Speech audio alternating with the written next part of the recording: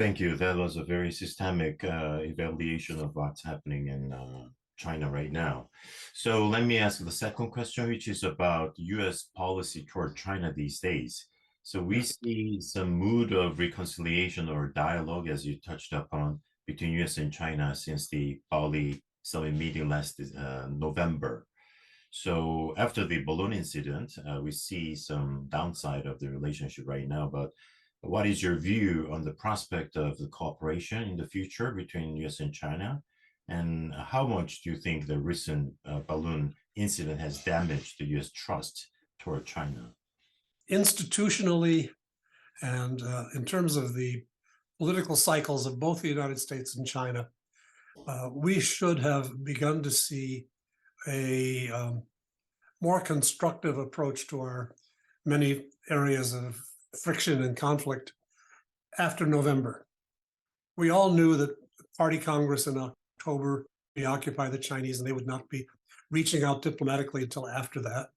And we also know, and maybe your viewers will learn, that the United States is hosting the APEC Leaders Forum next November in San Francisco.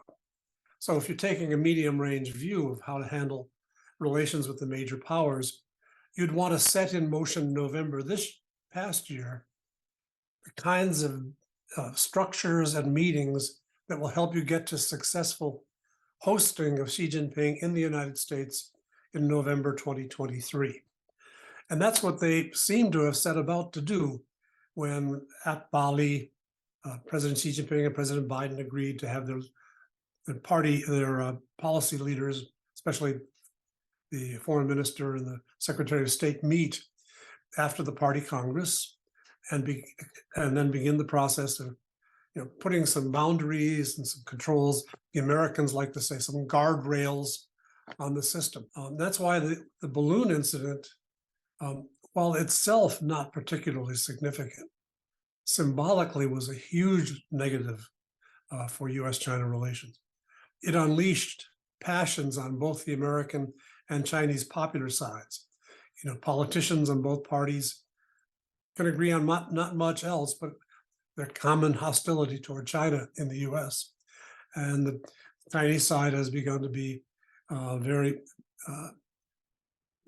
stressed and unhappy, and well, I'll get to some more in a minute. So we didn't get the launch for the year of constructive diplomacy that I think both had in mind.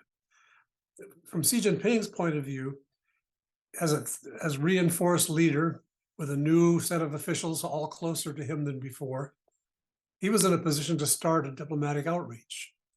And we know that over the last weekend, they made an unusual, unprecedented foray into bringing Saudi Arabia and Iran together in Beijing.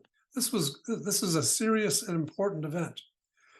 We now are getting reports that Xi will soon be flying to Moscow to meet with Putin, and he will conduct a virtual meeting with Ukrainian President Zelensky. There again, there's potential for China to pose as a peacemaker or to try to improve its position in the diplomacy surrounding these hot issues, the Middle East, Ukraine, Russia. And I assume he'll have some agenda for Asia as well, perhaps the Korean Peninsula. But we haven't seen that yet.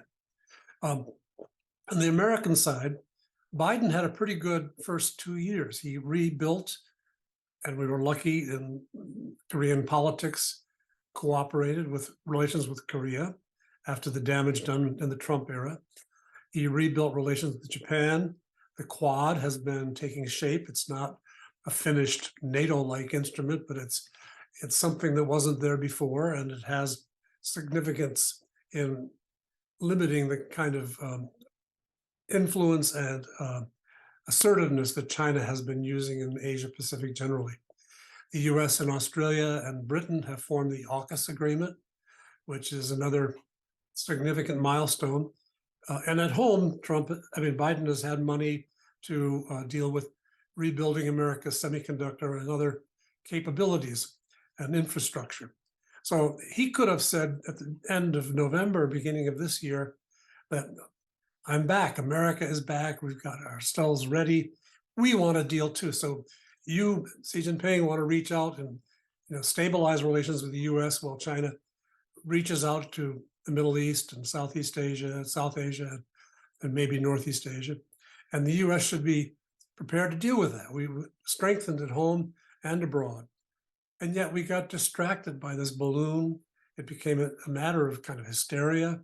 We've now had a new special committee of Congress on China, which has conducted hearings of the likes of which we haven't seen since the early 1950s, with the McCarthy period, where no positive word can be said, only one speech after another denouncing China takes place.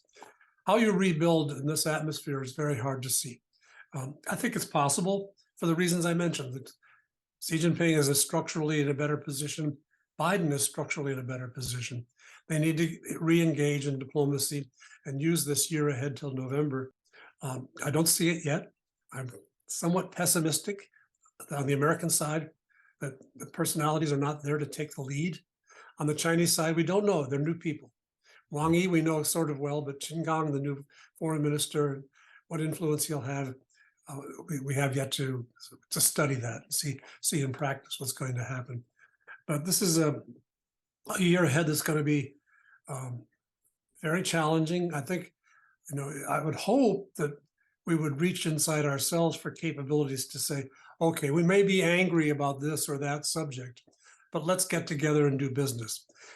Let's get the Secretary of Commerce, the Secretary of Treasury, the eventually Defense Secretary and his counterpart to meet and talk and to try to find areas where they can do things together, or at least demark areas where we won't do damage to each other.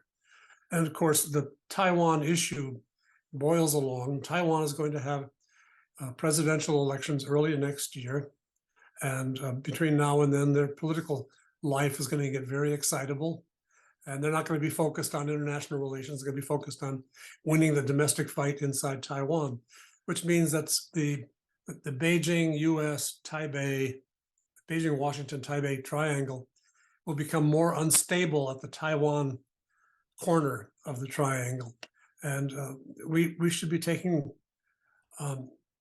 not preemptive, but preparatory measures to try to make sure that we don't have the eruptions of domestic politics lead to conflicts in international affairs.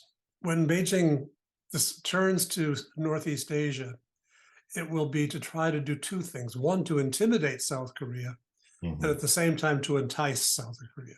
And you had this before with the installation of the THAAD missiles, and then the reaction to that in the commercial sphere, the decline of tourism, damage to Korean industries and commercial businesses in China.